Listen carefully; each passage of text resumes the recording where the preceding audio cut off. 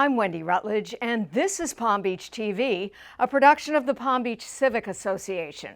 Here's what's coming your way next on your only island newscast. There is good news and not so good news about the COVID rate on the island. We will explain. The town of Palm Beach is keeping a close watch on the quality of water coming from the West Palm Beach water system. You will hear the latest update.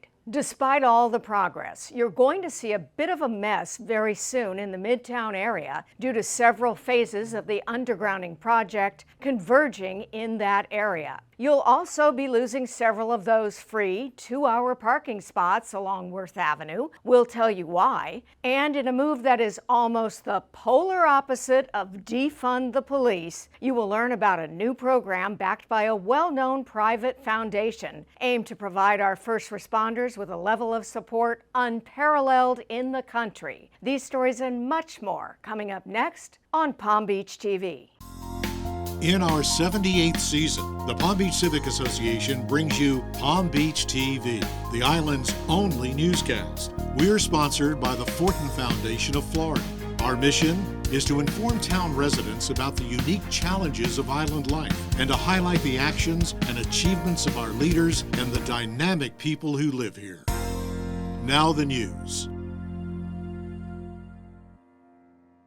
We're seeing that the past peak, we might be past the peak in the state of Florida, and if not, we're very close to the peak in the rising cases. This is suggesting that we're getting close to herd immunity in the area, and this data is supported by the University of Florida and the Institute of Health Metrics and Evaluation. Chief Baker sharing the good news that the worst of the Omicron surge may just be behind us. The not so good news, the very high number of positives from island residents who were recently tested through the town's rapid antigen program. Out of 348 people that were tested, we found 65 of those that were positive. That's going to give us a positivity rate of about 18.8% here on the island based on our little pod that we put together for testing.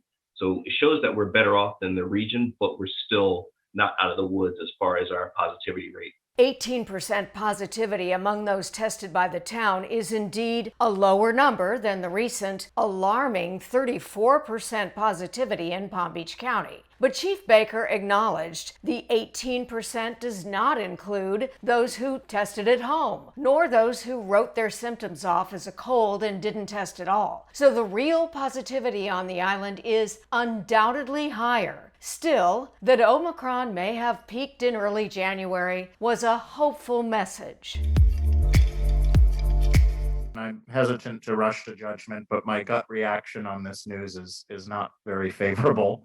I'm hoping we were going on a path of kind of transparency and inclusion in the process. Cooney's reaction to the less than welcome news that the West Palm Beach Expert Water Panel, which had been attended by town representatives John Potts and Jason DeBrincat, was unexpectedly canceled. The pair informed council that a formal report on water quality from this panel of experts is expected in February, and that for now, Palm Beach drinking water is safe. As of current time, I want to assure the public that the water is safe to drink. Safe in terms of cyanotoxins in the water, but what about overchlorination? We all received a notice from the city of West Palm Beach right before New Year's that was talking about trihalomethanes and that they had exceeded safe levels of it's a disinfectant. Lindsay's question refers to a report released by West Palm Beach Water Utility acknowledging a high level of trihalomethanes associated with bladder and colon cancer and birth defects caused by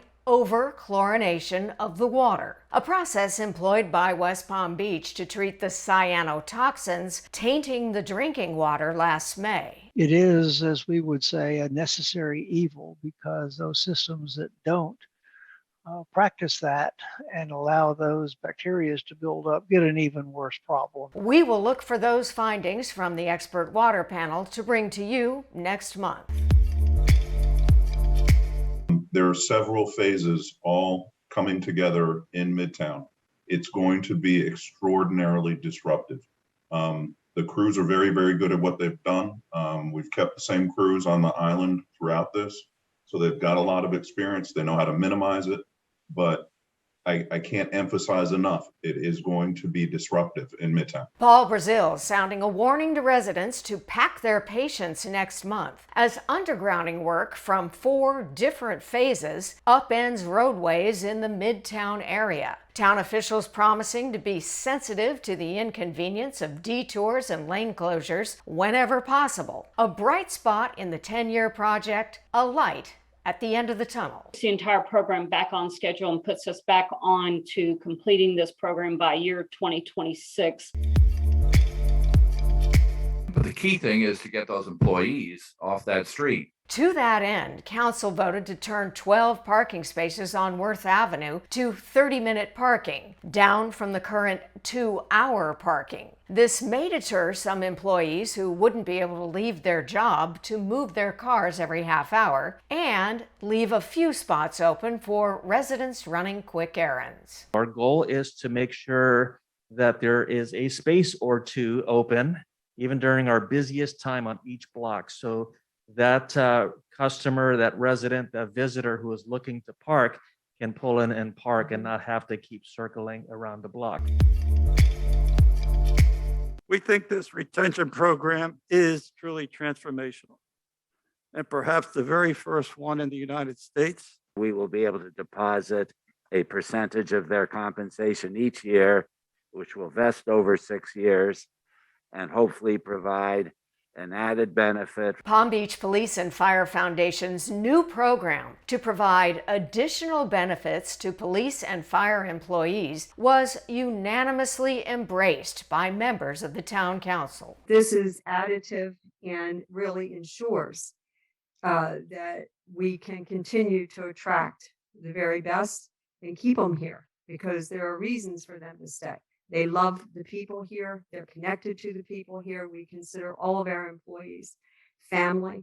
One act of philanthropic generosity then inspired another as Mayor Donnie Moore announced her plan for a similar retirement benefit extending to all town employees. I'm going to work with the team to come up with a plan and fundraise for the plan, a public-private partnership to provide something for the general employees who are not included in this plan. A plan heartily endorsed by the former mayor as well. I hope at some point that this educational, informational outreach to the entire community will yield again those major donations to encourage our general employees to know that we do care about them and they are important and we understand their financial needs as well. The philanthropic spirit once again on full display in the town of Palm Beach.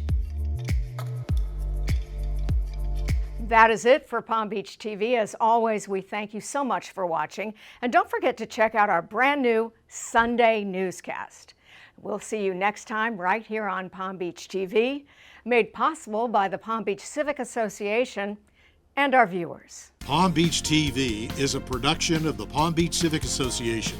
We thank our sponsor, the Fortin Foundation of Florida, and encourage you, our viewers, to let us know how we can provide news coverage that best serves our members and residents.